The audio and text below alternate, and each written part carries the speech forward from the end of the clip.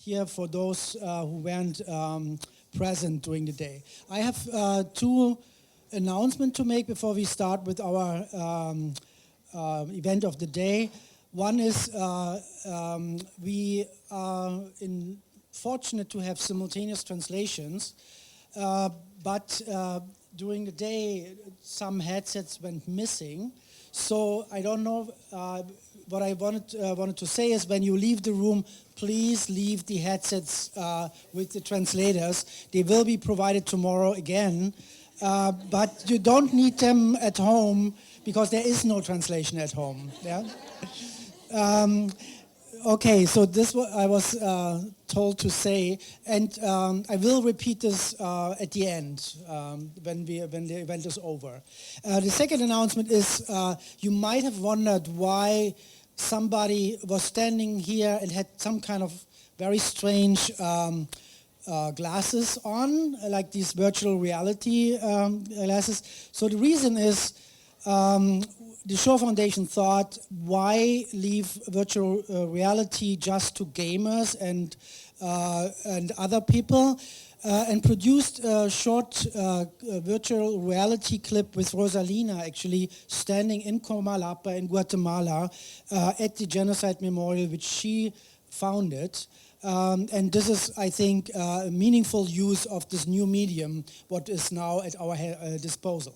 And I'm allowed to say that hopefully tomorrow there will be one headset available so that you actually can look at the film with Rosalina tomorrow. So this is, I think, enough of technical announcements. I'm really excited for today's evening presentation. What I will do is I will hand over to Victoria Sanford, who is the kind of partner in crime. She is the co-organizer of the whole conference, and she is coming from New York, from Lehman College. She is the founding director of a human rights center and also chair in anthropology. So I had the pleasure to work with her, and she will introduce our speaker, Rosalina, to you. Thank you so much. I'll just stand because I like to stand when I'm talking, then we're going to sit down for the panel. So thank you so much, and for those of you who are just joining us, we've had a fabulous day today in this conference, and thank you Wolf, and thank you Stephen Smith, and thank you Shoah Foundation for hosting this amazing conference. It's really my honor and pleasure to introduce Rosalina Tuyuk.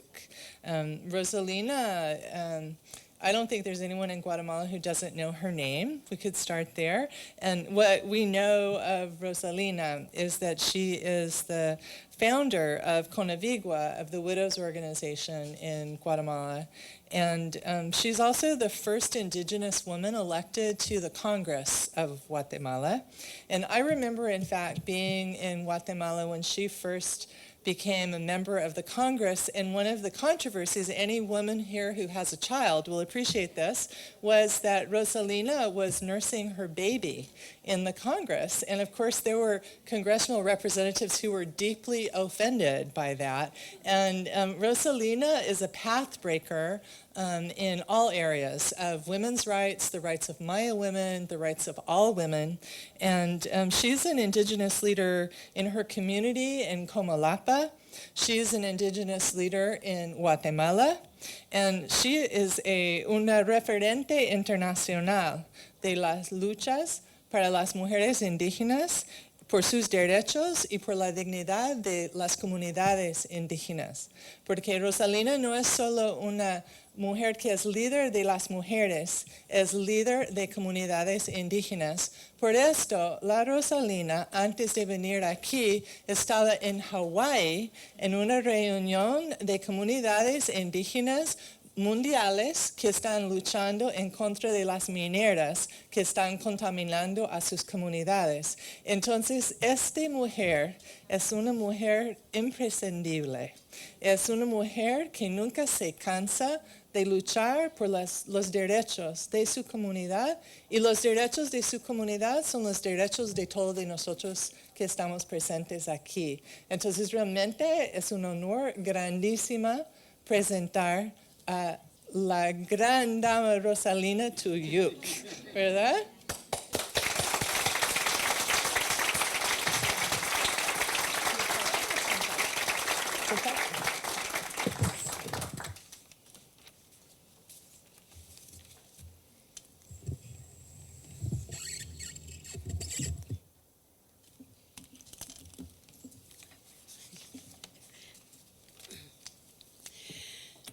Iji bonogel, kin kabomag kin matioshig roma ri ramag yochtijón ibikinche jojonal. Buenas tardes. En primer lugar quiero pedir permiso al universo porque dentro de nuestro calendario maya el día de hoy estamos en el día de la energía de las aguas. El agua para la vida, por la cual muchos de nuestros pueblos hoy en día han sido encarcelados, han sido también asesinados y otros en pie de lucha. Pedir permiso también a los más de 200,000 víctimas que dejó el conflicto armado, sobre todo a las mujeres, niñas, adolescentes, madres embarazadas y abuelas que fueron también víctimas de violación sexual y luego asesinadas. También con el permiso de cada uno de ustedes, quiero también agradecer la presencia de cada uno, pero también agradecer a la Fundación Shoah, me cuesta mucho pronunciar, pero sin la cual pues no estuviéramos aquí y también no fuera posible escucharnos unos a otros. Y como siempre lo hago, antes de iniciar yo quiero pedir que nos paremos y brindar un minuto de aplauso para todas las víctimas, no solo en Guatemala, sino las víctimas de los últimos genocidios que ha pasado en nuestro país. Y no lo hacemos en silencio, sino lo hacemos dándoles un aplauso porque también muchos de ellos y de ellas murieron con dignidad. Murieron con una esperanza porque algún día en nuestro país pueda cambiar y que su sangre sirva también para la paz en el mundo.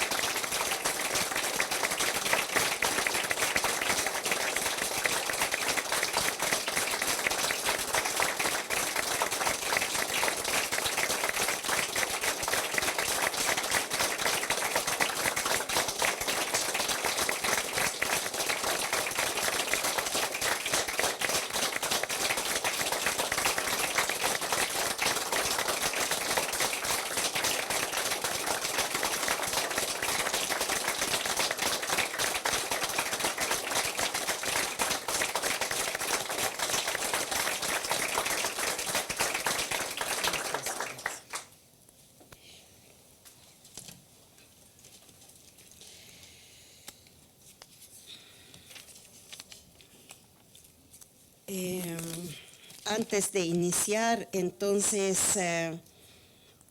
quiero dar un homenaje a todas las mujeres que dieron su vida, su sangre, porque hoy nosotros pudiéramos escucharnos. Seguramente muchos de ellas y de ellos también no murieron porque hoy están hablando. A veces en nuestro trabajo nosotros denunciamos todo lo que había pasado, pero a partir desde el momento que se iniciaron las exhumaciones de los cementerios clandestinos, fueron ellas y ellos los que empezaron a hablar. Empezaron a demostrar que todo lo que habíamos nosotras denunciado era verdad. Y por ello es que siempre hemos dicho que hay una verdad bajo la tierra. Hay una verdad donde ya no somos nosotras las que hablamos, sino son nuestros muertos, de cómo fueron torturados, de cómo fueron enterrados con vendas en los ojos, en la boca, amarrados de pies y manos. Pero también siempre está nuestra gran aliada, que es la Madre Tierra, que los acogió, y por ello hemos agradecido tantas veces porque nos da la oportunidad de devolvernos. Aunque los nuestros familiares cercanos no los hemos encontrado, pero muchos de ellos y de ellas también están siempre en la razón de nuestras luchas. Creo que es muy importante comentarles también de que en nuestro país los pueblos indígenas es el último holocausto que hemos vivido. El primer genocidio fue todo lo de la colonización. El segundo genocidio es en los años 54. En el tercer genocidio somos los que ahora podemos hablar de ello. Los pueblos indígenas siempre han sido excluidos, han sido exterminados y también siempre nos han visto como la mano de obra barata. Las que tenemos que ser sirvientas, las que tienen que ser obreros en el campo, pero nunca nos han visto como los hombres y mujeres que podemos aportar principalmente en la administración pública. Y así, desde que se instituyó el Estado, nuestros pueblos siempre fueron excluidos. Pero déjenme decirles que nuestros pueblos tenemos una organización comunitaria, tenemos una visión política incluyente, también tenemos una economía, tenemos también nuestras propias formas de elección para nuestras autoridades. Y muchos de ellos fueron desplazados a raíz de que se cambió la figura de autoridad. En el pasado fueron los comisionados militares, en la actualidad son los comités de desarrollo local, que muchos de ellos pues son impuestos por los alcaldes, por los gobernadores. Sin embargo, nuestros pueblos son los que hemos contribuido mayormente a la educación, también a la salud y también al sistema de desarrollo. Nuestras autoridades han aportado millones y millones para la administración de justicia. Que no se reconozca es otra cosa, pero nuestros pueblos, a través de todos los grandes saberes ancestrales, siempre hemos aportado. Y por ello no nos cansamos de decir, como lo señalamos en los años 80, que ese último genocidio lo que pretendió principalmente fue el aniquilamiento total de nuestros pueblos. Pero no lograron, no porque no lo hayan querido, sino porque nuestros pueblos siempre han buscado los medios de resistencia pacífica y activa. También nuestros pueblos siempre han buscado la forma de que cuando es un tiempo de resguardar, lo hemos hecho. Y por ello es que todavía estamos vivos. Pero todo ello es gracias al trabajo de los ancianos, de las ancianas, gracias también al mantenimiento de nuestra espiritualidad, que hasta nuestra espiritualidad también fue criminalizado. Y por eso es que nosotros siempre señalamos, aunque fuéramos mujeres analfabetas, mujeres sin oportunidad de un salario, mujeres también que tal vez nunca hemos tenido una oportunidad de desarrollo, entendiéndose con la visión colonial, pero nosotras siempre hemos aportado a Guatemala. Nunca lo hemos hecho fuera de esas leyes o fuera también de la realidad social de nuestros pueblos. Entonces, cuando inició la guerra, nuestras comunidades eran comunidades que trabajaban en la comunidad en conjunto entre autoridades indígenas, entre hombres, entre mujeres, entre jóvenes y entre niños, porque así hemos aprendido, hemos amamantado la comunidad. Nuestros pueblos estaban en un trabajo comunitario muy fuerte antes de la guerra, pero como siempre las comunidades estaban muy activas, ya cuando comienza toda la guerra, no se pudo distinguir entre el movimiento comunitario o social y el movimiento guerrillero. Entonces, para todos eran guerrilleros y por eso habían que matarlos. Cuando surge el trabajo de Conabigua, nosotras nacimos en medio de la guerra, porque en los años 84, 85 eran los años de mayor represión política. Sin embargo, en medio de toda esa guerra surge Conabigua. Entonces, para denunciar los abusos a los derechos humanos.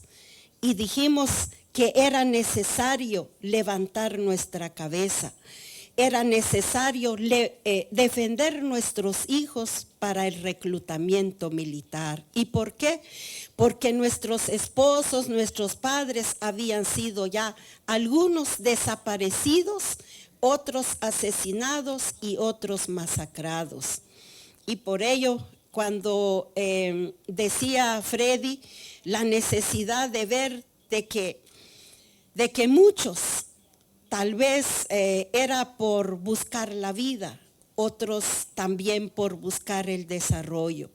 Y creo muy importante decir entonces que en la etapa que surge Conabigua no fue fácil. Tuvimos también nuestras mujeres mártires, tuvimos también a nuestros jóvenes mártires ya en la lucha.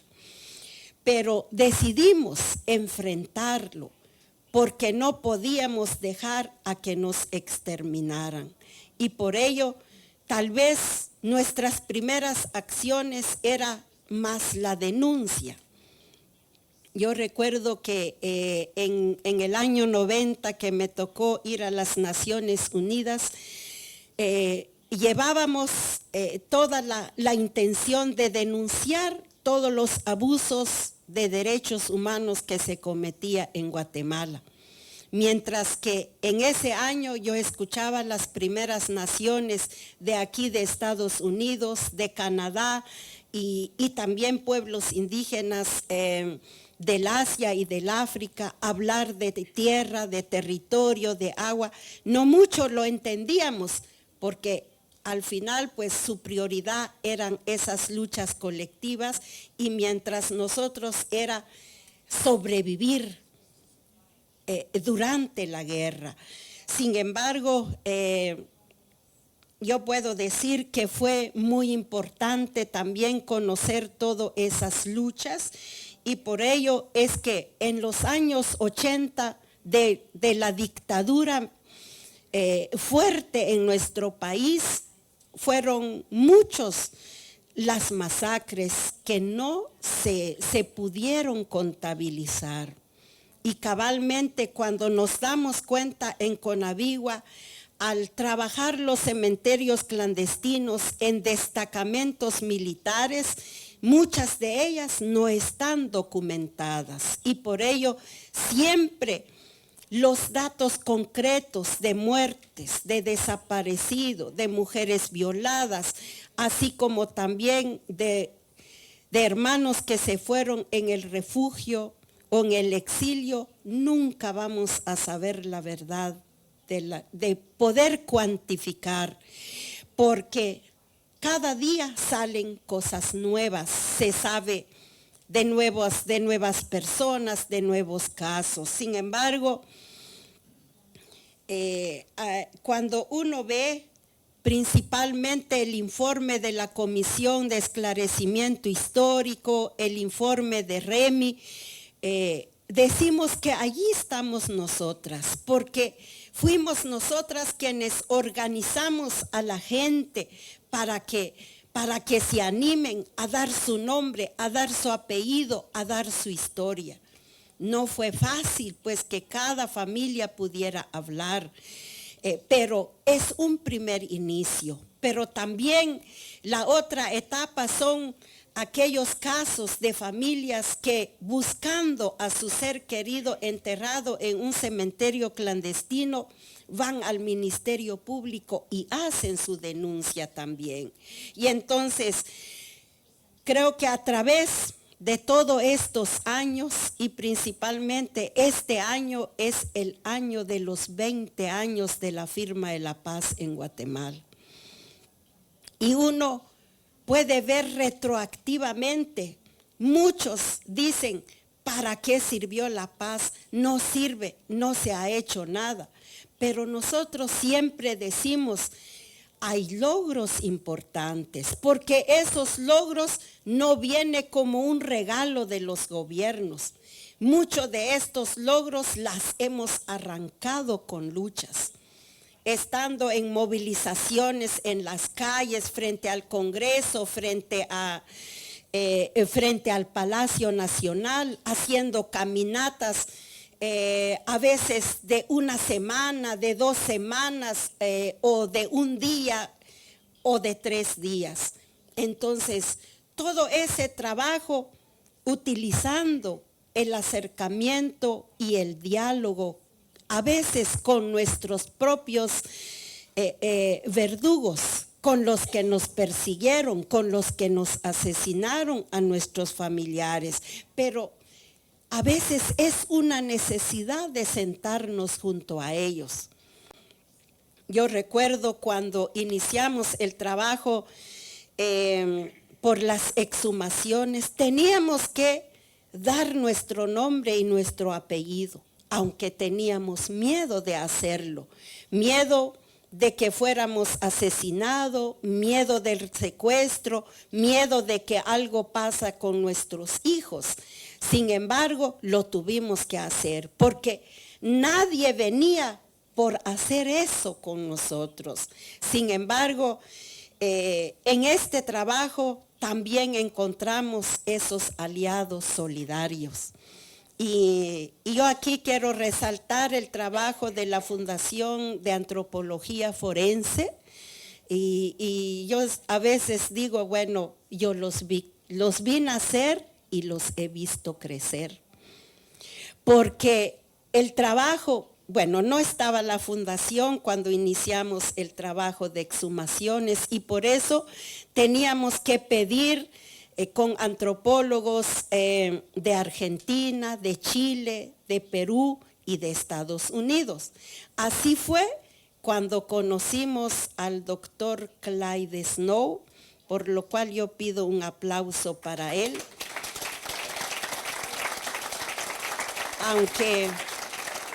Aunque él pues falleció, yo creo que hace 2 años, ¿verdad? Hace 2 años, pero dejó mucho su saber y su corazón allá en Guatemala y seguramente en otros países, pero nosotros lo recordamos mucho porque cuando él llegó en San Juan Comalapa, para hacer las exhumaciones en el ex destacamento militar, él nos decía, porque teníamos duda a ver si podíamos encontrar a nuestros familiares. Y él, así con esa sonrisa que nos caracterizaba, que le caracterizaba a él, y por medio de un intérprete nos dijo, es que la tierra es como la mujer, que un hombre cuando le quiere sacar el secreto a la mujer, te lo cuenta con amor. Y así es la tierra, decía él. Tocándolo con amor, nos devolverá a sus seres queridos. Y él no se equivocó. Y porque cabalmente cuando iniciamos el trabajo en San Juan Comalapa, no teníamos la seguridad de encontrarlos. Porque resulta que cuando el ejército se retiró de Comalapa, sacaron 14 camionadas de huesos y lo enterraron a un barranco. Y entonces no teníamos así una certeza de que íbamos a encontrar a alguien allí en el destacamento militar. Pero ahí sí que gracias al secreto de la Madre Tierra se pudo encontrar más de 200 osamentas y de ellas, aunque no hemos encontrado tanto a mi padre como a mi esposo, pero creo que es el lugar donde más tardamos, porque no dejábamos que saliera la fundación, queríamos que encontráramos a nuestros familiares. Sin embargo, siempre entendimos que hay todavía una razón de seguir en este trabajo. Entonces, en estos 20 años, si no hubiera sido por la firma de la paz, no se hubieran podido llevar procesos legales. Porque tuvimos que esperar más de 10 años para que llegara alguien en el Ministerio Público y tuviera la valentía de encarar la verdad de las víctimas. Y por ello podemos decir con mucha firmeza que gracias a la firma de la paz se pudo llevar procesos legales. El primer proceso legal que llevó Conavigua fue de 32 mujeres quichés que fueron violadas en la comunidad de Tululché. El segundo caso sería el caso del área Ixil, donde las mujeres del área Ixil llevaron su testimonio y cuyo caso fue juzgado por genocidio, aunque haya tardado muy poco, pero para nosotras ese fue el juicio de genocidio. Cuando iniciamos nuestro trabajo señalamos que allí hubo genocidio en Guatemala, pero nadie nos hizo caso. Hasta cuando vino la Comisión de Esclarecimiento, entonces se publicó que sí hubo actos de genocidio. Hubiésemos querido que el informe diga que hubo genocidio en Guatemala, pero no fue posible, ¿verdad? Sin embargo, fue muy importante para nosotros que al final entendiera la Comisión de Esclarecimiento, porque cuando se instaló la comisión, nosotros pedimos una reunión con con los tres personajes de la comisión y yo recuerdo que nos regañó mucho. Uno de ellos, no voy a decir quién es, pero porque decía, a cuenta de que ustedes dicen que aquí hubo genocidio, eso no hubo tal genocidio. Y nosotros le afirmábamos que sí, porque en cada familia alguien sufrió desplazamiento forzado, quemaron las cosechas, pero también sufrieron violación sexual, porque no solo cuando el ejército llega a llevarse a nuestros hombres, violaban a la mamá, a la abuela, a la niña y al adolescente o a la señorita. Pero también había tortura, había también desaparición forzada. Y la convención enumera esos actos y por eso teníamos mucha firmeza de que sí hubo genocidio en Guatemala. Que no hubo tiempo para la comisión documentar todo, seguramente fue por falta de tiempo, porque hay muchos casos que hemos encontrado donde sí hay muestras de ese genocidio, porque el ejército, obviamente ahora con toda la documentación desclasificada, enumera pues que habría que exterminar, porque siempre se ha visto a los indígenas como los que no piensan, los que no tienen capacidad, y todavía en la sociedad actual así es. Porque si hubiéramos cambiado, entonces tuviéramos más ministros, más ministras, más secretarias, más secretarios, más diputados, pero eso no está así, nuestra sociedad. Y por ello creo que es muy importante también resaltar que en todos estos 20 años está ahora el caso de Sepursarco, que es el caso último que se conoce, pero igual ha habido otros casos que tal vez no tuvieron trascendencia, ha habido juicios por desaparición forzada también, pero igual hoy podemos ver que existen mucho más autoridades indígenas que se han ido conformando, porque todo durante la guerra se trató de exterminar. Casi solo las autoridades de Chichicastenango y de Sololá las que quedaron. Pero hoy nuestras autoridades pues han hecho planteamientos muy importantes y hemos también principalmente señalado a partir del 2000 para acá, ya no solo hablamos de derechos humanos, hablamos de la paz, hablamos del derecho a la verdad, a la justicia, pero también hablamos de que también tenemos derecho al territorio, derecho a la autonomía política, tenemos derecho a la autodeterminación.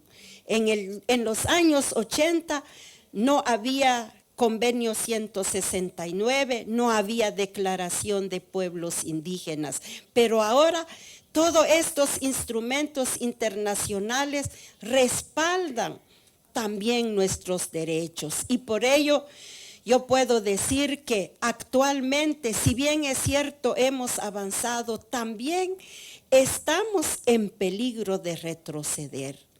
Y yo creo que este tipo de actividades, ojalá hubiesen otras universidades que se pueden unir a esta causa también, porque necesitamos sentar precedentes de la necesidad del nunca más, aunque como decía Freddy, pues siempre sigue sucediendo una y otra vez, pero creo que hoy tenemos ya una sociedad más despierta.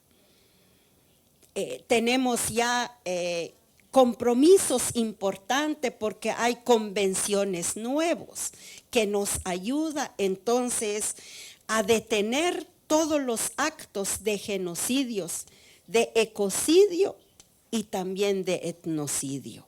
creo que es muy importante ver que el futuro que viene, y por eso nosotros le llamamos a los 20 años de la paz, 20, pero queremos 20 más.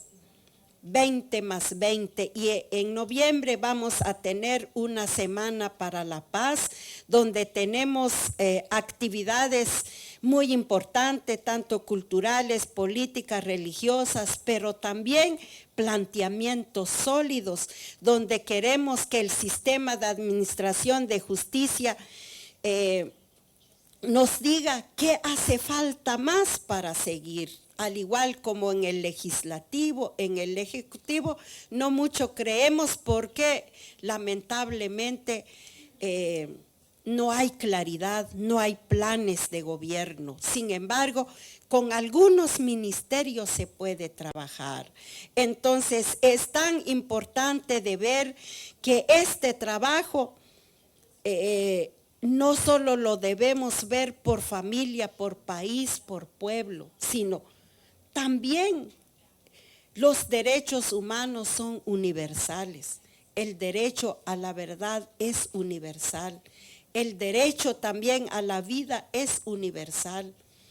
Y por ello es que el compromiso es tan profundo. Podemos decir que a 20 años sí hay algunas legislaciones importantes post-acuerdo de paz. Y eso lo ha hecho la sociedad civil organizada, pero también me alegra bastante porque yo era diputada cuando se discutió la Ley de Reconciliación Nacional. En la Ley de Reconciliación iba la amnistía, pero nosotras con Ninette Montenegro dijimos, tenemos que lograr que en la ley no quede amnistía para el genocidio, para la tortura, para la desaparición forzada y para violación sexual. Lamentablemente el tema de violación sexual no pasó porque los diputados eran mayormente hombres que no entendían eso. Y entonces, pero logramos salvar los 3 delitos anteriores. Y con eso se puede juzgar ahora a los militares. Y probablemente algunas personas civiles también, porque creemos que la justicia tiene que demostrar un precedente para que esto no vuelva a ocurrir. Y creo que no nos equivocamos nunca nosotras cuando dijimos que seguramente pasando la guerra no se va a terminar la violencia. Y así fue, porque hoy hay mucho más muertos que en el tiempo de la guerra. Diariamente hay un promedio de entre 20 a 25 muertes por día, y de todos ellos con violencia. Y por ello creo que es muy importante que en el postconflicto siempre se necesita la organización social.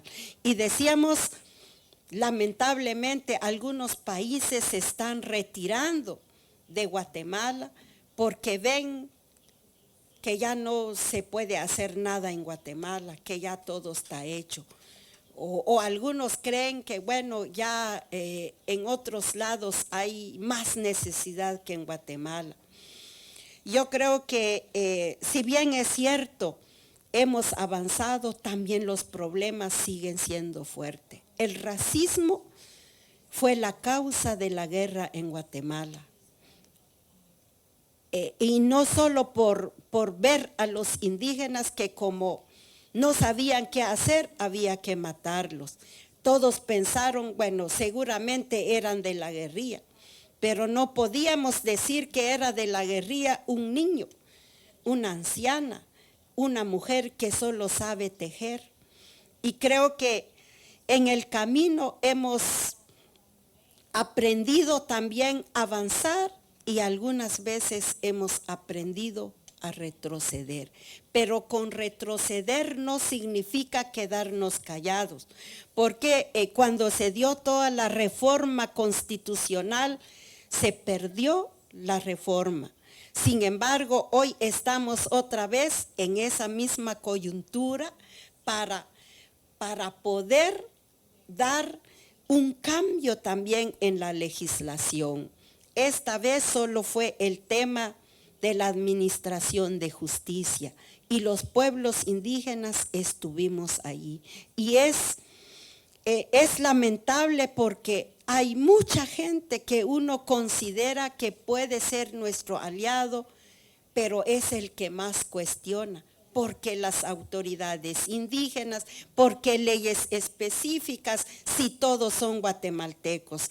Y nosotros decimos, claro, antes de ser guatemalteca, primero pertenecemos a una historia y primero pertenecemos a un pueblo ligado a la madre tierra, ligado a las aguas, ligado a los bosques, ligado también a todos los centros ceremoniales. Y por ello, la necesidad entonces a veces de tener que justificar que el racismo está profundamente enraizado, estructuralmente, pero también socialmente. Y con ello es muy importante ver que los cambios que necesitamos hacer también son profundos y a veces las tenemos que hacer con nuestra propia vida. Porque el tiempo, lamentablemente, así nos tocó vivir. En los años 80, mucha gente seguramente nunca pensó querer ser aliado del ejército y nunca pensó ser aliado de la guerrilla. Pero es su momento coyuntural que encontró. O se iba al exilio, o moría, o iba a la guerrilla, o iba con los militares. Y por ello yo creo que es a veces fácil cuestionar y es fácil también señalar, pero nuestras coyunturas cuando nos llega, nos toca tomar una opción. Y algunos tomaron la opción por las armas, otros tomamos la opción social, otros tomamos la opción de trabajar por las víctimas. Y muchos de ustedes tomaron la opción para acompañar nuestro proceso. Y por eso yo quiero dejar sentado un agradecimiento profundo, porque muchos de ustedes seguramente nunca pensaron de que el aporte que iban a dar como investigadores, como sociólogos, como académicos, era posible contribuir de esta manera. Lamentablemente, hasta que hablaron los académicos, entonces se creyó que hubo genocidio, pero cuando hablamos las víctimas no lo quisieron aceptar, porque hay una negación profunda de lo que pasó en Guatemala. Pero no solo nosotros, ahora vuelvo a repetir, no somos las únicas que hemos hablado, ahora ya han hablado nuestros muertos, ahora están hablando nuestra tierra y el territorio, y quizá sea esta coyuntura más dura, porque ahora nos atacan legalmente. Muchos de nuestros líderes están también formando las listas de los asesinados accidentalmente ahora. Y entonces estoy viendo que aquí está uno de los hermanos líderes en defensa de la tierra y territorio. Por favor, si se puede parar. Ay. Él es uno de los líderes de presos políticos que tuvieron suerte de salir, pero muchos otros siguen encarcelados, y en honor a toda esta lucha social comunitario, esperamos contar con el apoyo de ustedes. Muchas gracias.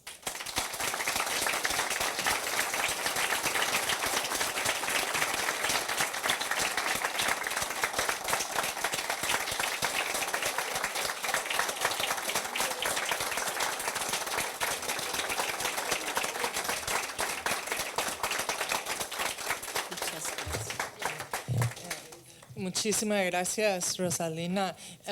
Ahora lo que vamos a hacer es que vamos a hacer un roundtable. Vamos a hacer una entrevista primero con el doctor Marvin Pérez. Vamos a cambiar un momento y vamos a aprender algo sobre la condición de los niños desaparecidos en los 80. Entonces vamos a cambiar espacios, Rosalina, con Marvin. Y cuando terminamos con la entrevista, los tres nos vamos a sentar y vamos a tomar preguntas de ustedes. Vamos a hacer una breve entrevista y necesitamos conectar la computadora otra vez. Vamos a arrancar.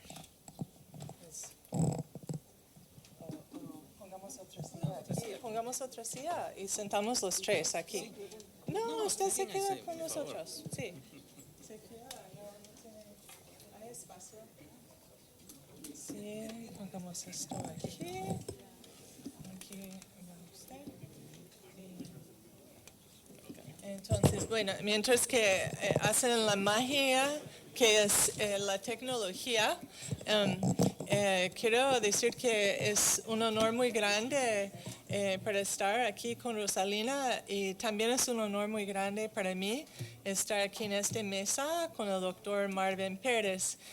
Yo y Marvin nos hemos conocido por casi 30 años. Que es algo increíble realmente. Y Marvin ha estado en una lucha desde que yo lo conocí cuando era adolescente, terminando el high school aquí en Los Ángeles y llegando a México para estudiar medicina. Entonces nosotros decidimos, en lugar de que él iba a dar una ponencia, que vamos a empezar con unas imágenes y yo voy a hacer unas preguntas y así va a salir la historia de Marvin. Entonces, ustedes pueden ver unas imágenes de unos hombres allá, que son hombres militares. Entonces, yo voy a preguntar a Marvin y vamos a apreciar sus respuestas mucho de por qué busca estos señores, quiénes son y por qué los busca. Bueno, antes de empezar a contestar esas preguntas, quiero darles las gracias a los organizadores de este evento. Es un honor para mí estar esta noche aquí con ustedes, haber compartido este día con académicos, profesores, a gente que yo he admirado a través de mi vida.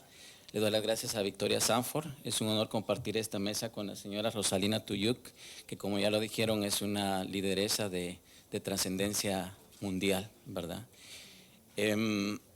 Yo soy sobreviviente de tortura, de detención ilegal y de secuestro.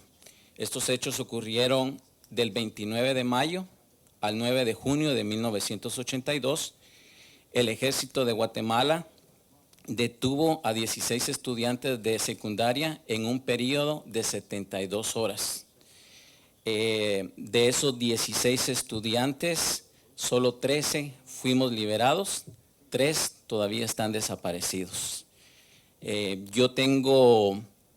Estos hechos ocurrieron hace 34 años, tengo 32 años de estar denunciando estos hechos y tengo 32 años de estar buscando justicia.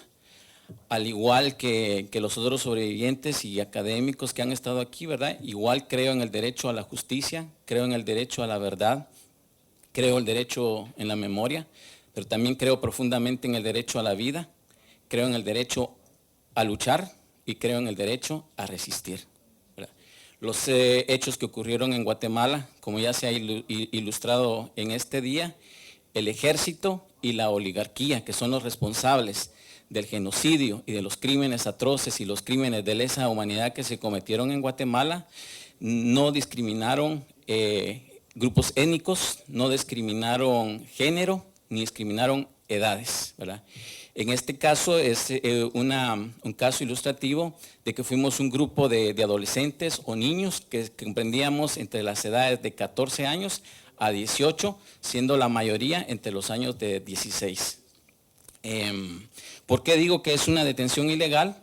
Porque yo fui detenido por la Policía Nacional y transferido en lo que Guatemala conocemos como cuerpo policial o departamento de policía.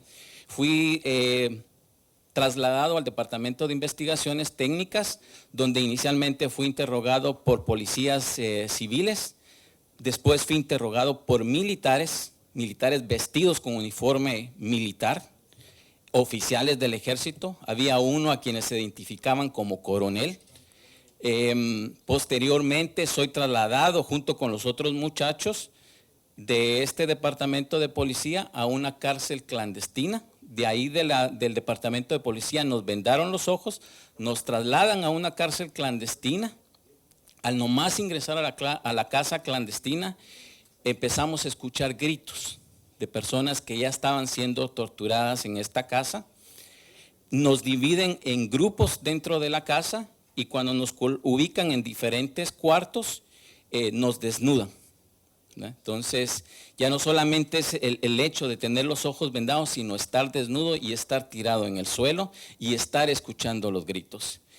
Hoy por la tarde compartía yo con una compañera que dentro de las creencias que uno escucha, dice, bueno, la energía de la muerte es fría.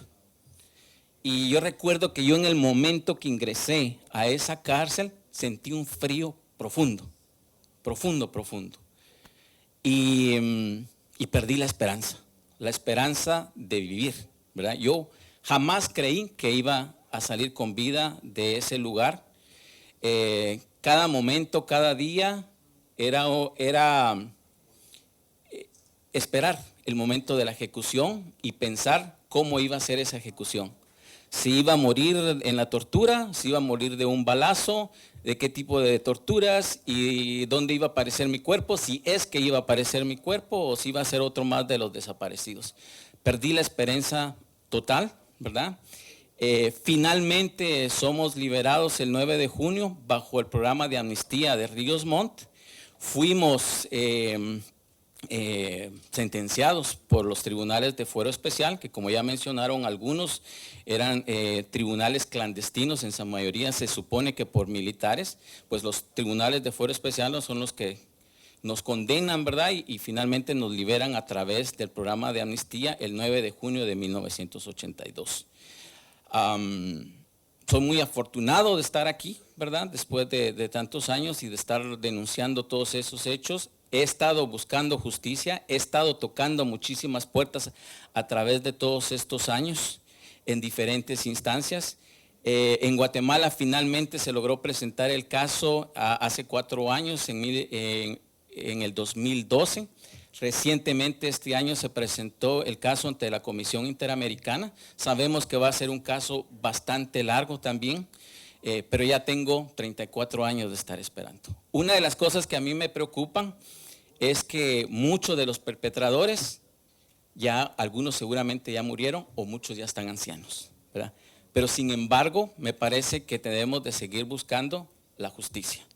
Las imágenes que ustedes están viendo aquí atrás son 2 imágenes que hace 3 años logré reconstruir con una profesional de aquí de Estados Unidos que ayuda a reconstruir este tipo de imágenes. Es un trabajo bastante fuerte, es un trabajo que requiere de mucha dedicación, porque ella básicamente lo que está tratando de hacer es, y sobre todo que habían pasado ya muchísimos años, ¿va? ¿Cómo recordaba yo a algunos de los perpetradores? Y hay 2 que a mí jamás se me olvidaron, ¿verdad? Uno es el que está vestido de militar, ¿verdad? Y que es calvo. Este es un oficial del ejército que nos interrogaba en el Departamento de Investigaciones Técnicas. Era una persona sumamente agresivo, era una persona que se hacía acompañar por otros militares y era una persona que era sumamente respetada por los judiciales o los policías civiles que estaban en este departamento de policía. Él hacía todos los interrogatorios, ¿verdad? Él hacía todas las preguntas y él hacía las señas cuando nos tenían que golpear. El otro tipo es una persona que llega la noche en que nos sacan de este departamento de policía. Es un tipo también sumamente agresivo, insultante, ¿verdad? Que llegó a insultarnos verbalmente, nos llegó a golpear, ¿verdad? Y era un tipo que llegó, un tipo con deporte militar, pero vestido de civil, con una camisa negra pegada al cuerpo y con cuello de tortuga pequeño, tal y como se muestra en esta imagen, ¿verdad? Esas fueron como los dos tipos que a mí no se me olvidaron, pero me costó reconstruirlo, y gracias a esta profesional logramos reconstruir estas imágenes. Posteriormente yo tuve la oportunidad de compartir estas imágenes con otros sobrevivientes del mismo grupo y afortunadamente coinciden que efectivamente la imagen es bastante parecida a lo que ellos recuerdan también, ¿verdad? Este es un esfuerzo para localizar a algunos de los perpetradores. Obviamente estas personas ya habrán cambiado muchísimo después de 34 años y ese será otro trabajo también que tendremos que realizar, proyectar cómo es que ellos han cambiado después de 34 años y si están vivos todavía y dónde están. Hay un elemento muy importante que yo quiero mencionar y que también ocurre en este caso de detención y que ocurre en el departamento de policía, es que nosotros no solamente fuimos detenidos por la policía, sino que fuimos interrogados por el ejército. Entonces ya vemos que hay dos instituciones del Estado que están participando dentro de este hecho. Policía, ejército, pero también hay un elemento, un extranjero. Hay un extranjero que llega a interrogarnos. Y la pregunta es, ¿y cómo sabías que era extranjero, verdad? Bueno, es rubio. Bueno, pues hay guatemaltecos que son rubios. No, pero este es un rubio que tiene un acento muy fuerte, pero con un español bastante fluido y con un vocabulario guatemalteco, ¿verdad? Pero el acento sí es muy fuerte. Para mí era obvio, y a pesar de que yo jamás había salido de Guatemala, era obvio que esa persona no era guatemalteca, ¿verdad? Y esta persona era otro a quienes respetaban mucho. Incluso los militares vestidos de militar, los oficiales del ejército, respetaban mucho. Y él nos interroga 2 veces, ¿verdad? Ahora, ese es otro tema que yo he tratado de investigar aquí, precisamente en Estados Unidos, y jamás he logrado encontrar una respuesta. Hay como una barrera de quién es este tipo. Hay hipótesis, algunos dicen que fue un agente de la CIA, otros creen que fue un agente de Israel. No tenemos con certeza quiénes fueron estas personas, ¿verdad? Pero hay un extranjero que participó en este caso y que nosotros fuimos testigos, ¿verdad? Porque nos logró interrogar. Ahora bien, la pregunta es, ¿y cómo es que este extranjero se deja ver? Porque era muy difícil que los extranjeros participaran en este tipo de cosas. La única razón por la cual el tipo se deja ver es porque ellos tenían la certeza de que nos iban a ejecutar, de que nosotros no íbamos a salir con vida de ese hecho. Por eso el tipo no le importa que lo veamos, ¿verdad? Y esa es la otra deuda pendiente que yo tengo con la memoria, y es reconstruir la imagen de esa persona, porque me parece que debe quedar registro también de esa persona y buscarla de alguna manera. Tarde o temprano la tendré que encontrar. Han pasado 34 años y créanme, siempre encuentro información, poco a poco, poco a poco. Hace 30 años no teníamos acceso a los archivos desclasificados, ahora los tenemos, ahí he encontrado información. Hay personas que también participaron en hechos y que después están dispuestos a hablar. Algunos dicen, algunos antes de morir quieren hablar y confesar sus crímenes y están dispuestos a hablar. Pues ojalá tenga yo la suerte de toparme con alguno de esos y saber qué pasó, encontrar más verdades de ese hecho. Muchas gracias, Marvin. Sabemos que es muy difícil hablar sobre esto. Un dato es que Marvin era el más chiquito. Marvin tenía 14 años Y entre este grupo de niños también estaban dos de sus hermanas. Entonces fueron los hermanos Pérez y se pueden encontrar en el archivo de los periódicos. Hay imágenes de los tres hermanos chiquitos que estaban ahí secuestrados. Una de las cosas que quiero subrayar en lo que dijo Marvin, que es muy importante en este caso, es que muestra responsabilidad de mando, que es algo que siempre el gobierno no quiere tomar responsabilidad por los hechos que han hecho, porque dicen que es que no tuvimos control. Pero en este caso, estos niños estaban agarrados por la policía, llevados a la estación de la policía, entraban militares a interrogar y torturarlos, luego venían gente de escuadrón y la policía pasaba a estos niños, a este escuadrón, para llevárselos a la cárcel clandestina a torturarlos, y todos no salieron allá con vida. Pero lo más impresionante es que hay un discurso público en los periódicos en este tiempo, porque los padres estaban exigiendo: ¿dónde están mis hijos? ¿Dónde están mis hijos? Entonces la historia que da el gobierno es que hemos pedido a la policía que los buscan. Parece que la guerrilla los han secuestrado. Luego, y esto es cuando están torturados bajo de la policía. Luego, cuando ya están en la cárcel clandestina, dicen, es que parece que quizás fueron subversivos. Luego viene la amnistía de Ríos Montt, que pone y regurgitan estos niños de la cárcel clandestina en lo de relaciones públicas, que estaba este hombre. Uy, sí, estaba en las imágenes que tú mostraste, Ramón. Él estaba ahí y decía, nosotros del gobierno tratamos muy bien a estos subversivos durante la detención. Ya los vamos a devolver a sus padres. Y Marvin acaba de encontrar, después de una búsqueda de años, un discurso de Ríos Montt. Entonces, que es muy impresionante. Hay un hecho que me parece también sumamente importante en toda esta historia, y es que el domingo 6 de junio, por la noche, estando nosotros en esta casa, y como ya lo dije, vendados, desnudos y tirados en el suelo y amarrados de las manos uno con el otro, en cada cuarto habíamos 4, ¿verdad? Entonces yo estaba con otros 3 muchachos, estábamos amarrados de las manos y amarrados de los pies.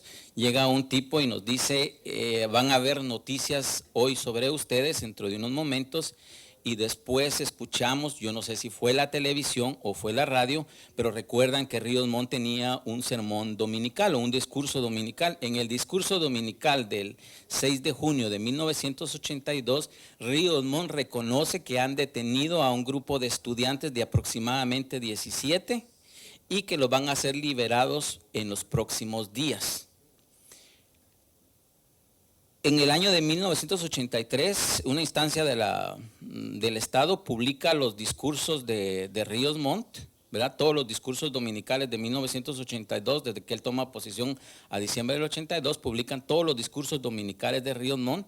Curiosamente, el único que no aparece en ese libro es el del 6 de junio de 1982. Seguramente les cayó el 20 de que habían implicaciones o que podían haber implicaciones legales si ese sermón o esa declaración aparecía en ese libro oficial, ¿verdad? Pero los periódicos sí lo recogen, y en algunos periódicos del lunes 7 de junio y del martes 8 de junio sí aparecen las declaraciones de Ríos Montt en ese sermón, ¿verdad? Cuando él dice, tenemos a los muchachos y los vamos a entregar. Entonces hay una implicación directa del Estado de Guatemala en este caso, sobre todo, como ya lo dijo Victoria, durante casi una semana y media o 2 lo pasaron negando. Ellos negaron absolutamente de que nos habían detenido. Hay otro caso interesante también, ¿verdad? Nuestros padres fueron a todos los departamentos de policía a preguntar por nosotros y nos negaron. Ahora, con la existencia de los archivos, el archivo histórico de la Policía Nacional, encuentro de que el día lunes 31 de mayo, mi papá a las 8 de la noche había estado en el Departamento de Investigaciones Técnicas poniendo la denuncia, ¿verdad? y ahí estábamos nosotros detenidos.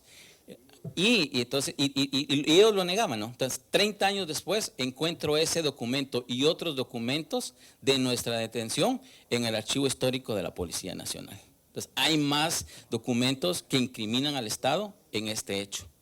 Ahora bien, lo más interesante de todo esto es que aparte de toda la evidencia que he acumulado a través de 30 años, en 4 años el Ministerio Público no avanza en la etapa de investigación. Lo que hay en el Ministerio Público de Investigación es exactamente lo que yo presenté hace 4 años. Muchas gracias, Marvin. Yo quiero agradecer y reconocer que siempre es muy difícil que se hable sobre esto, y yo pienso que si no tiene otra cosa que habremos para preguntas, tanto para Marvin como para Rosalina. Y la otra cosa que quiero decir es que no es solo que Marvin es uno de los sobrevivientes, pero de los niños que sobrevivieron, como no es una sorpresa, muchos no aguantaban las memorias de lo que habían sufrido. Entonces, los que están vivos, Marvin es uno de ellos, y Marvin, de una cosa que siempre me parece sumamente milagroso, es un Doctor of the Healing Arts, es un médico entrenado como médico en México, y luego que tomó los cursos para ser un médico de acupuntura aquí y enseña y da tratamientos a gente que sufre dolor. Entonces lo quiero apreciar mucho.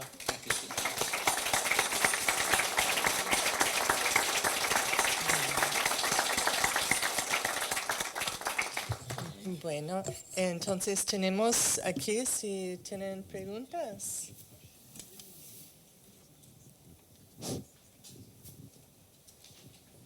Bueno, muchas gracias por estas cátedras de lucha y de dignidad que nos han dado los dos.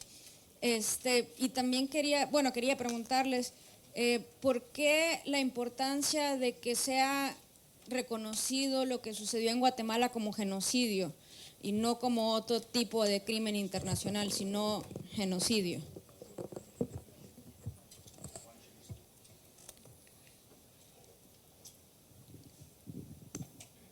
¿Hay otras preguntas? ¿Queremos hacer otras preguntas o hagamos uno por uno?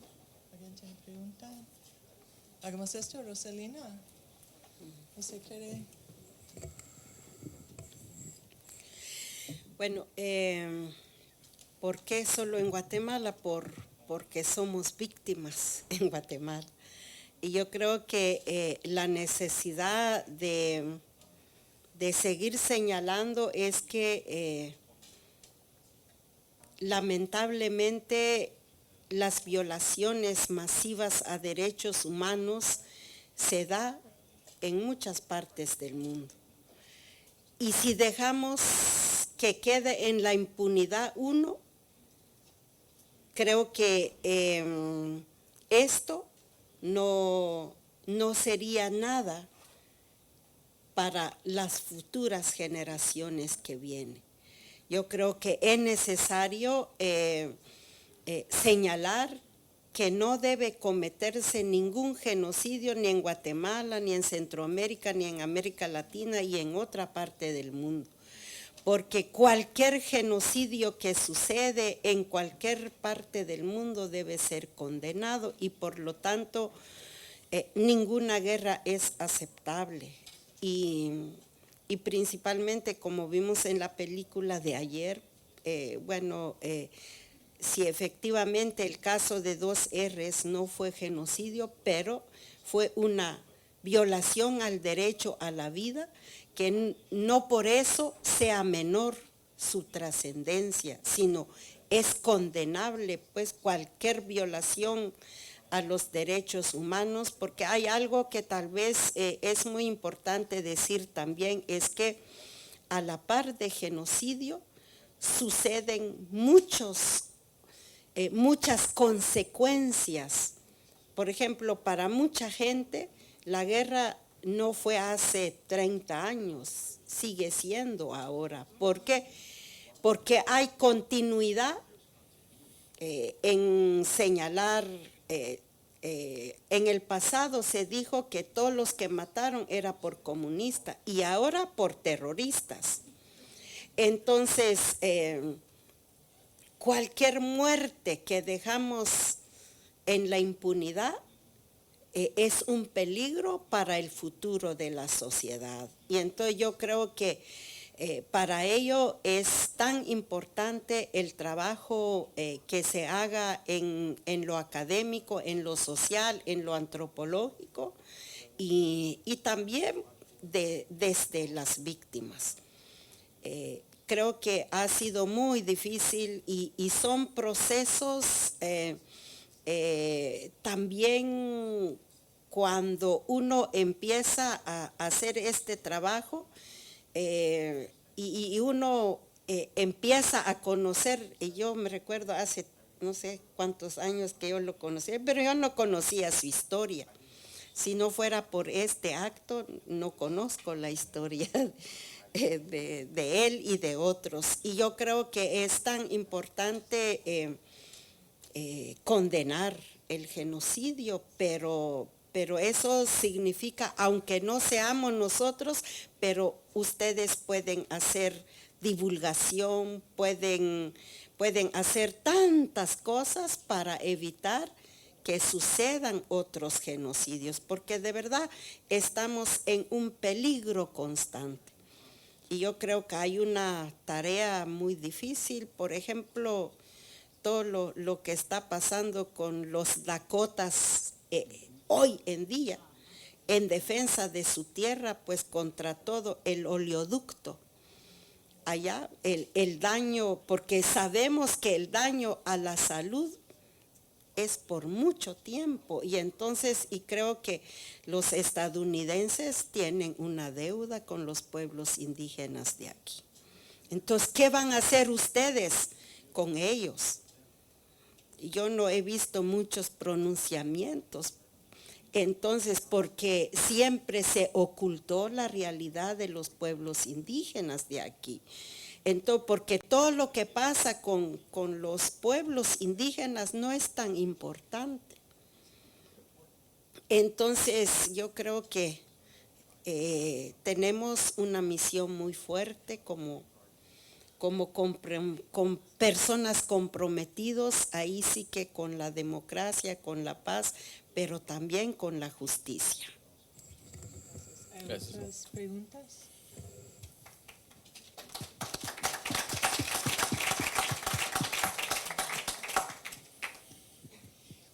Bueno, en primer lugar, agradecerles profundamente.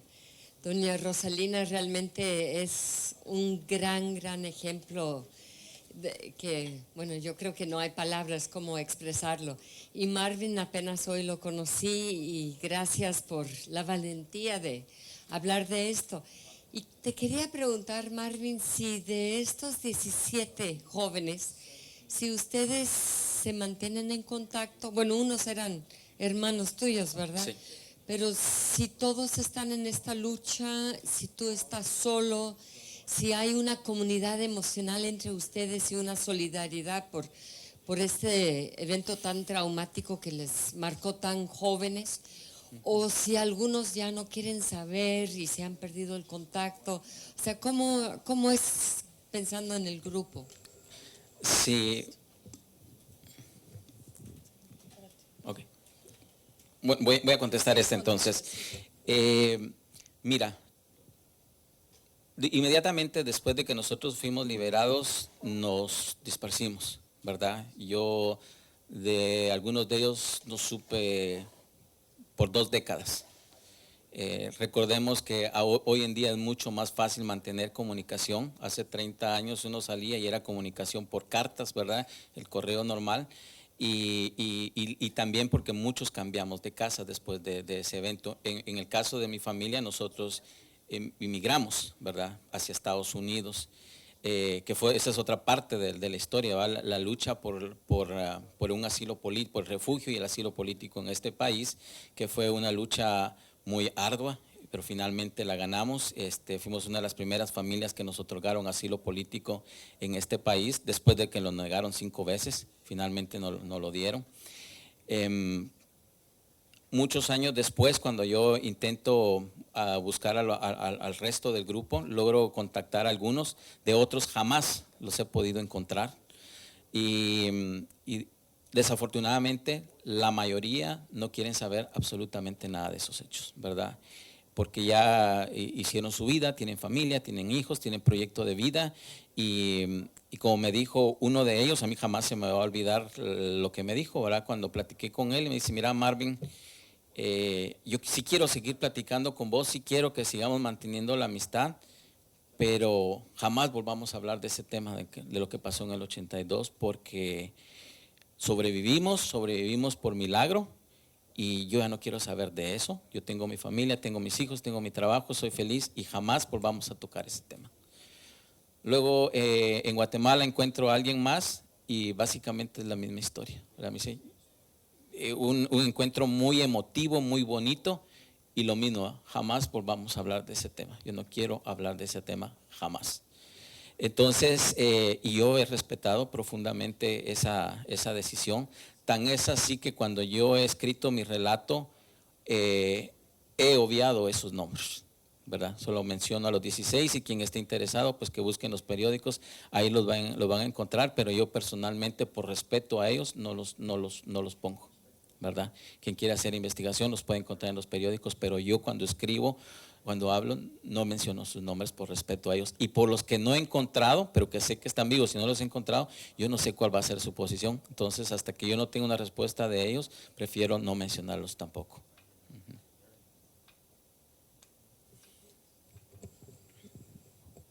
Yo quería preguntarte qué factores crees que existieron alrededor de vuestro caso para que fuerais definitivamente liberados.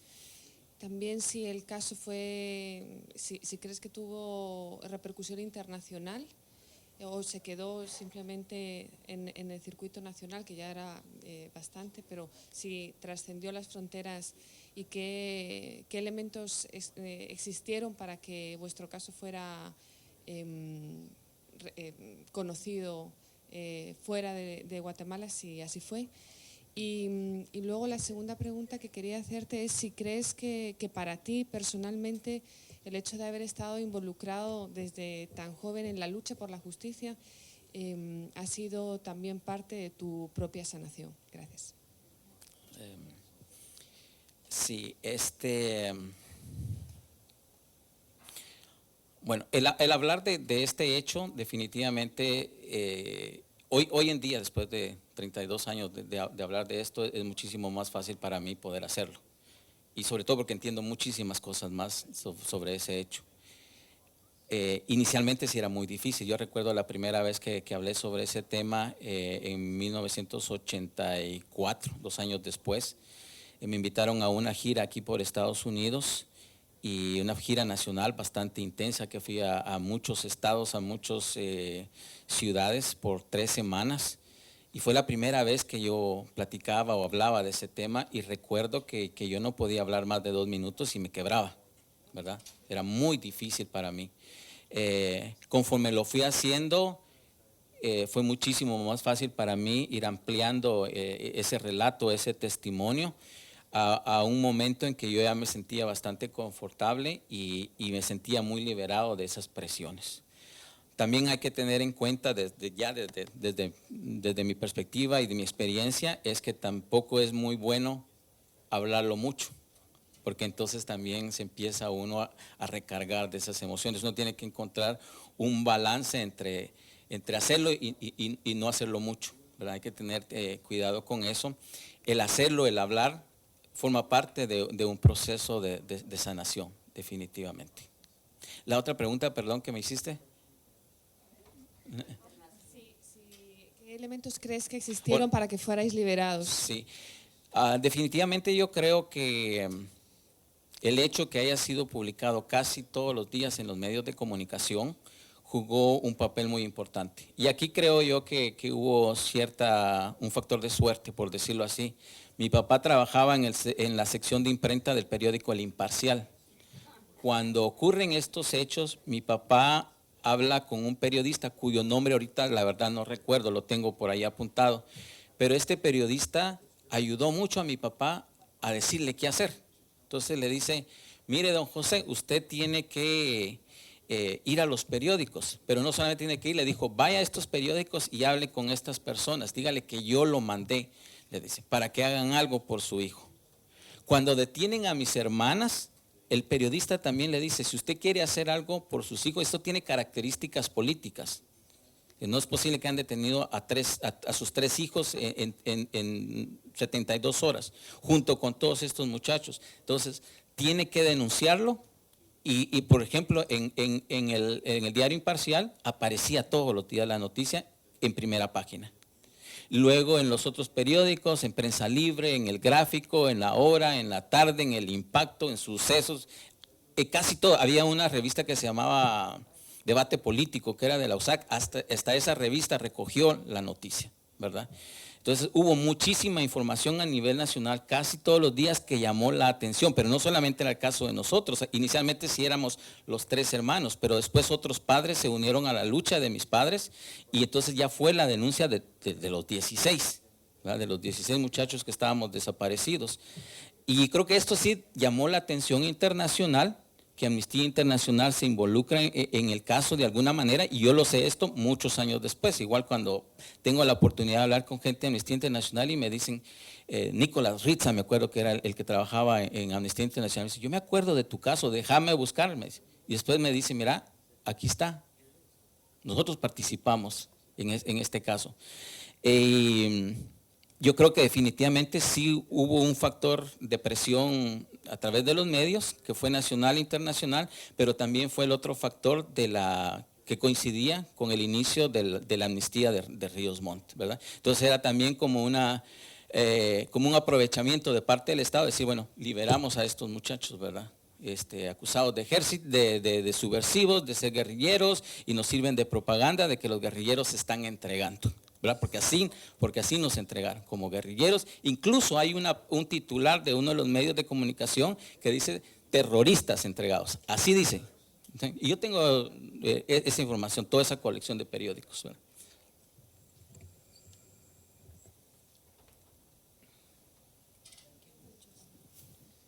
Sí.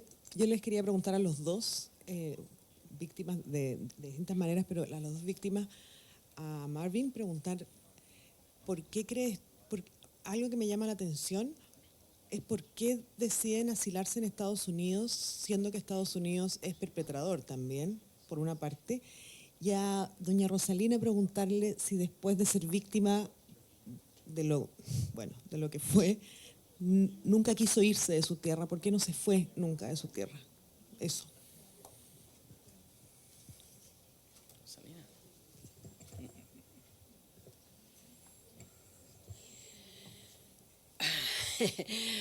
Bueno, no sé, de repente porque nunca quise abandonar el país y porque siempre uno está amarrado mucho a su tierra, o tal vez porque nunca nadie nos dijo que si queríamos irnos. y entonces puede ser las dos cosas, ¿verdad? O sea, yo nunca me recuerdo que alguien haya hablado conmigo si quería irme. Sabía, sí salí de mi pueblo para estar en la ciudad capital. Por muchos años yo no pude hablar con el resto de la familia, aunque salimos todos, pero cada quien agarró su camino. Pero mi madre, después de no encontrar dónde estar, tuvieron que regresar otra vez a la casa cuando estuvieron pues solo con vecinos, con amigos, pero después tuvieron que regresar después del secuestro de mi padre. O sea, yo supe del secuestro de mi padre como 2 años después. Nunca supe qué había pasado con él, pero a pesar de eso nunca pude hablar también con mi mamá. Yo recuerdo que mi madre supo de que yo estaba viva el día cuando aparecí en el diario El Gráfico de la primera conferencia de prensa que dimos como Conavigua. No recuerdo, porque aquí está doña Lucía Aquilá, hay una compañera, no sé si todavía está. Con ella fuimos cofundadoras en Conavigua, pero sí, no queríamos, a pesar de que era una conferencia de prensa, no queríamos que llegaran los periodistas por miedo, por miedo, pero al final, bueno, me tocaba pues, o nos tocaba hablar con la prensa, pero entonces supo mi mamá que estaba, porque yo nunca hablé también pues con ellos por resguardar su vida, pero fue mucho. Yo creo que hasta en el año 2000 yo fui a dar vuelta a Comalapa, porque resulta que, bueno, los que han ido a Comalapa saben que el camino pues para llegar al pueblo hay que pasar por el destacamento militar. Y entonces yo tenía mucho miedo, pero desde que desaparece mi padre yo siempre prometí poder localizarlo, porque supimos que lo llevaron al destacamento y yo estaba seguro de que allí estaba, pero lamentablemente no lo hemos encontrado todavía. Entonces, mucha gente que pudo salir, bueno, aún ya cuando ya entró Vinicio Cerezo, una congregación religiosa que nos ayudó a sobrevivir y me dijo, sería bueno que se fueran para México. El que en sí aceptó era mi esposo, sí, yo me voy a ir, porque sí estaba muy difícil, pero yo dije, yo sí no me voy. Yo prefiero regresar al pueblo, aunque no lo hice, pero lamentablemente en ese arreglar de pasaporte de él, pues desapareció. Entonces ya no tuvo tiempo de salir y entonces creo que eso frustró.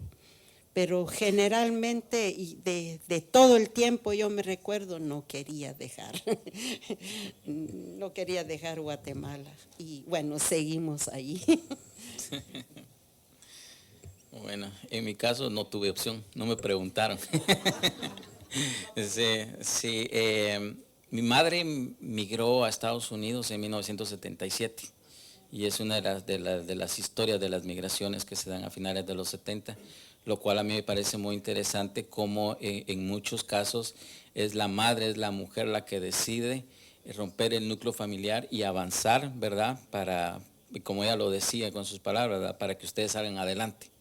Entonces ella fue la primera que emigró para acá y ella estaba aquí cuando ocurrieron los hechos y ella regresa a Guatemala a ayudar a mi papá a la búsqueda y cuando nosotros somos liberados, pues ella es la que organiza la salida del país, una salida que le salió sumamente cara por las condiciones en que estábamos.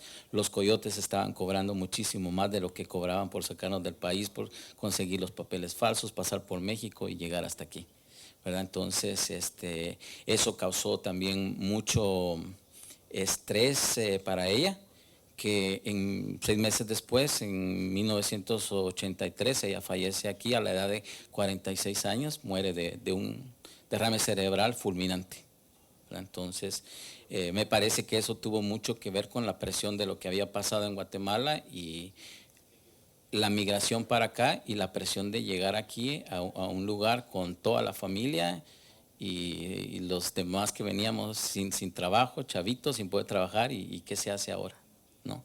Pero estábamos vivos, ¿verdad? Entonces, pues así fue como paré aquí y después me fui a México, después regresé a Guatemala y ahora estoy de regreso aquí.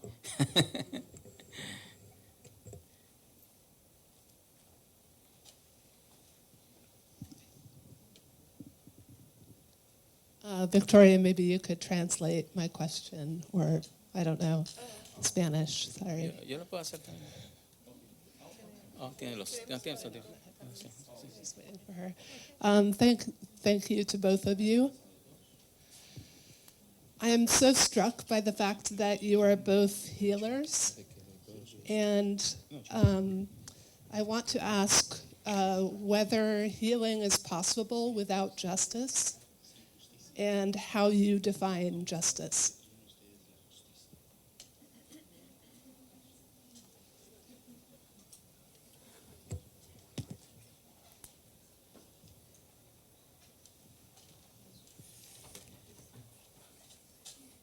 ¿O voy yo?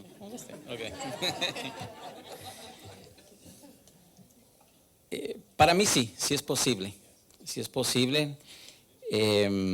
Hay una sanación personal que uno tiene que asumir en la vida, ¿verdad? La vida continúa y la lucha continúa también, ¿verdad? Esa es parte de la sanación. La búsqueda de la justicia, por supuesto, tiene que ser parte de eso también. Desafortunadamente, de donde nosotros venimos, la justicia encuentra muchas trabas, muchos obstáculos, ¿verdad? Y tenemos que tener mucha paciencia, muchísima paciencia, pero creo que finalmente se van abriendo las posibilidades de justicia, ¿verdad? En el caso guatemalteco, hemos visto cómo en los últimos años se han ido resolviendo algunos de los muchos casos que se han presentado ante la justicia guatemalteca. Algunos de esos casos habían estado parados ahí por décadas y finalmente lograron avanzar, ¿verdad? Eso abre la esperanza y por supuesto que seguimos creyendo en la justicia. Para mí la justicia va a ser el día en que yo pueda ver a algunas de estas personas, a los perpetradores. Y cuando digo los perpetradores quiero decir a la cadena de mando en primer lugar, pero también, y esta es la parte que a mí me parece más difícil, porque la cadena de mando en mi caso fue muy fácil identificar, porque están todos en los medios de comunicación, quién era el director de la DID, quiénes eran los oficiales de la DID, quiénes eran los encargados del primero y segundo cuerpo, de todos los cuerpos de policía, el encargado, el director general de la policía, el de gobernación, etcétera. Toda esa información está ahí. Eso fue fácil, relativamente fácil ponerlo en lista. Lo que ha sido muy difícil identificar es los agentes secretos, ¿verdad? ¿Quién es ese tipo que llega de negro y que nos trasladan hacia la cárcel clandestina, que ahora se conoce que es una unidad de transporte, le llaman ellos, que es una unidad que no necesariamente son los que llevan a cabo las torturas en la casa. Era una unidad de transporte, transportar prisioneros de una cárcel, de un departamento de policía hacia un centro de detención ilegal. En el centro de detención ilegal están los torturadores, que se supone, según información yo he tenido, era gente especializada que estaba en las casas y que lo que hacían era torturar, ¿verdad? Un poco, alguien mencionaba hoy en la mañana cómo las unidades especiales de ejecución, ¿verdad? Los caibiles llegaban con el machete y daban, ¿verdad? Hay toda una deshumanización en ese tipo de unidades. En el caso de los que yo estoy hablando, son especialistas en asesinar lentamente a las personas. ¿Cómo los van a matar? Los van a matar en un día, en 2 días, en una semana, en 2 semanas, en meses, ¿verdad? Los van a tener en la casa, los van a convertir en agentes de ellos, los van hasta que eso se vio en Guatemala también, ¿verdad? Que los capturados los convertían o los sacaban de informantes hacia afuera para que identificaran, los volvían a traer, los volvían a sacar y algunos de ellos terminaban colaborando para el ejército, para esas unidades, ¿verdad? Ese es el otro reto que yo encuentro en este caso, identificar esas unidades secretas, ¿verdad? Y que también esos torturadores lleguen a la justicia. Y de esos yo estoy seguro que esos estarían entre sus 24, 27 años. Entonces yo creo que no, todavía están en edad si están vivos, todavía están en edad de ser procesados. Bueno, yo creo que el proceso de sanación lo hemos hecho las propias víctimas. Lamentablemente el Estado nunca ha querido asumir esta parte Y yo recuerdo durante más de 20 años yo cargué una culpa cuando desapareció mi padre porque yo era la activista, no él. Entonces cuando el ejército entró en la casa me buscaba a mí. Y entonces cuando supe que él había desaparecido, me dolió mucho. O sea, yo dije, si yo no me hubiera metido en el movimiento cooperativista, o si yo no hubiera sido catequista, o si no hubiera trabajado con los jóvenes, o no hubiera participado en la reconstrucción del pueblo, porque mi activismo más comunitario se reforzó a raíz del terremoto del 76 y precisamente con Anastasio Sotz, porque él era mi primo de segundo grado. Y entonces con él formamos el Comité de Reconstrucción del Pueblo. Y entonces de todo eso me vino en la mente. Entonces yo dije, era mi culpa, pero alguien dijo, no, es que usted tiene que salir de eso. Y cabalmente el programa de salud de la Universidad Landívar me dijeron, bueno, participe en este programa. Y yo fui a ese programa y entendí, sí, no es mi culpa. O sea, creo que cuando uno participa comunitariamente, no lo hace por esperar algo o por querer hacer daño a alguien. Y entonces creo que el proceso de sanación que llevamos nos ayudó a ver la vida. Porque uno se queda en qué momento me van a matar, en qué momento va a pasar con los hijos. Entonces todo el tiempo uno piensa en morir y no en vivir. Y entonces cuando uno hace su proceso de sanación, encuentra entonces ya el proceso de reivindicar la vida, de reivindicar la dignidad. Y entonces, y por eso decía yo, le decía a Freddy cuando me comentó, fíjese que estamos haciendo este proceso de memoria.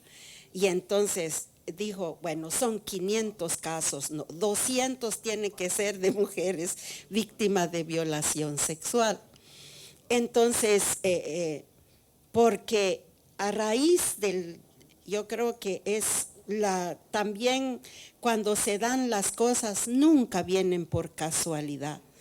Cuando yo llegué a ser presidenta del Programa Nacional de Resarcimiento con el gobierno de Arzú, de Berché, entonces el caso que me impactó bastante es el caso de las mujeres víctimas de violación sexual, donde llegaron con la intención de recibir un resarcimiento y resulta que miles de ellas nunca fueron resarcidas.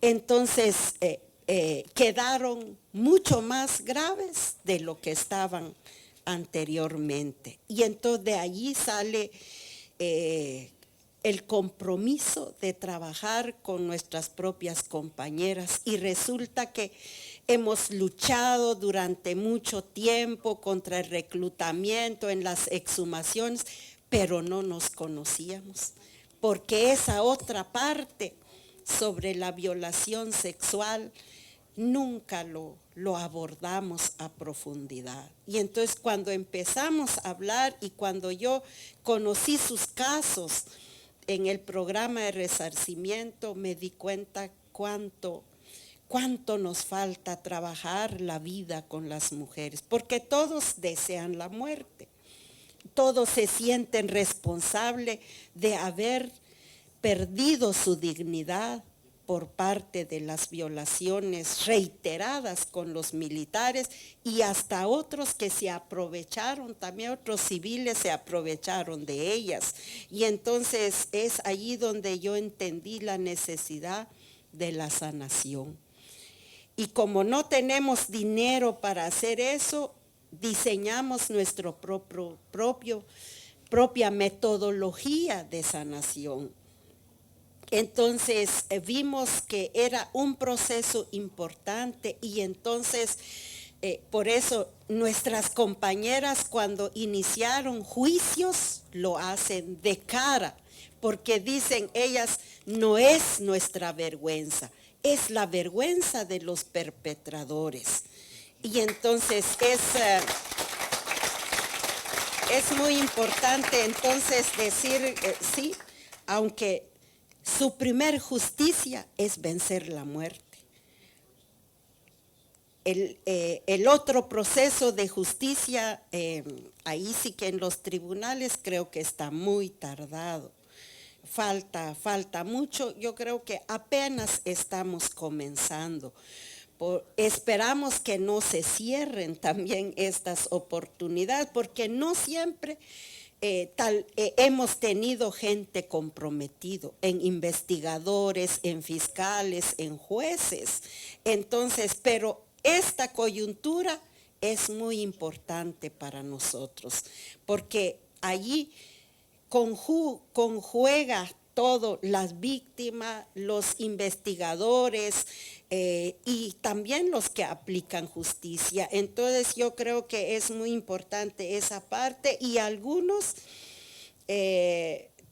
con el trabajo de exhumaciones siempre nosotras trabajamos la sanación colectiva, pero el tema de violencia sexual lo hacemos solo entre mujeres.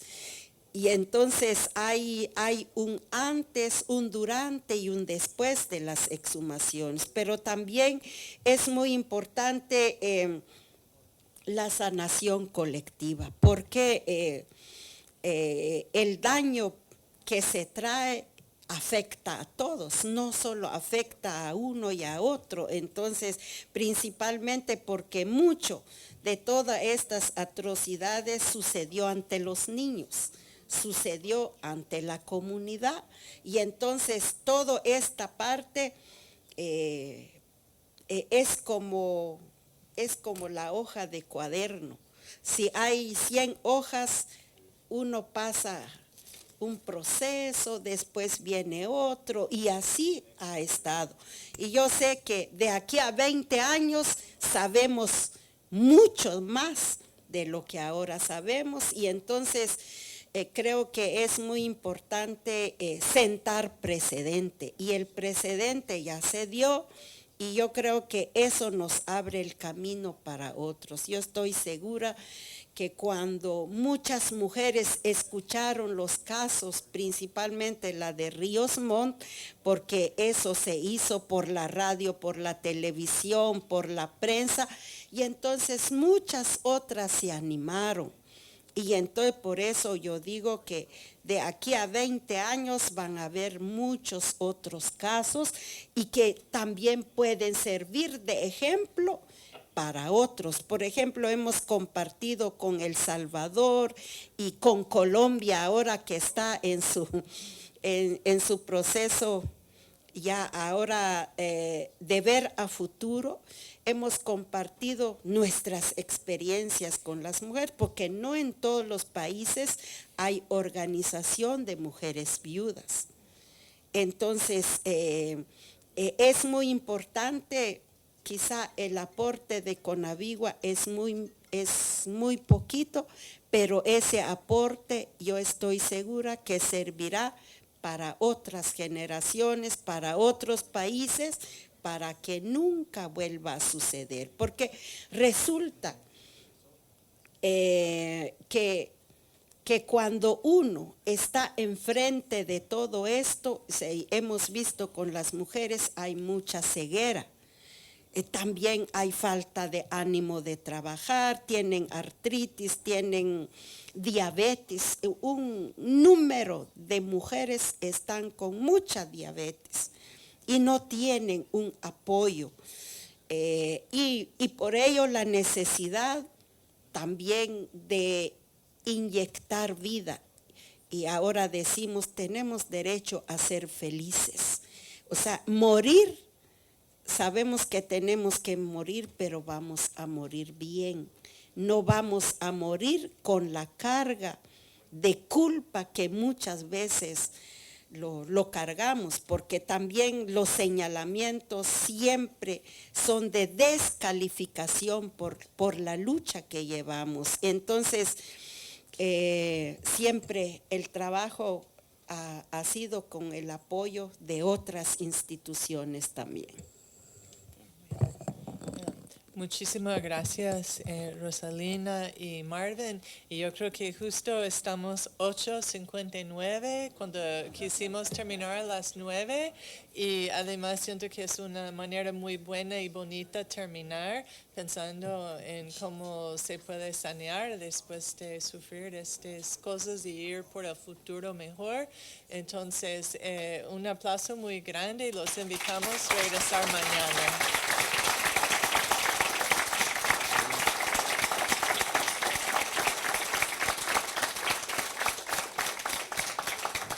Y muchas gracias a todos por acompañarnos por 12 horas hoy. Realmente. So I just wanted to also say thank you to Rosalina and Marvin and Victoria for moderar. Now I'm confusing languages. But I wanted to say tomorrow we reconvene here for the conference at 9:30. Everybody is welcome. And please don't forget not to keep the headphones. I just wanted to remember there's no translation at home. Yeah. So have a good night and hope to see you tomorrow.